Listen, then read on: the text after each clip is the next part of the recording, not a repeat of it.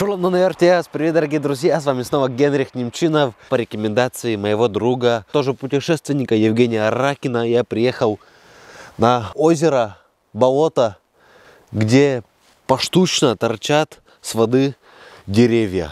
Это так сказочно выглядит. Место находится очень близко к Емве, метров 20 и трасса, машины проезжают, федеральная трасса. Точные координаты вот тут вот оставлены на экране. Возле этого леса сотни машин каждый день ездят, но единицы только останавливаются и смотрят на эту красоту, которая находится в нашей родной республике Коми. Останавливайтесь потихоньку по снегу сейчас, летом уже получше будет. Приходите и любуйтесь этим сказочным местом.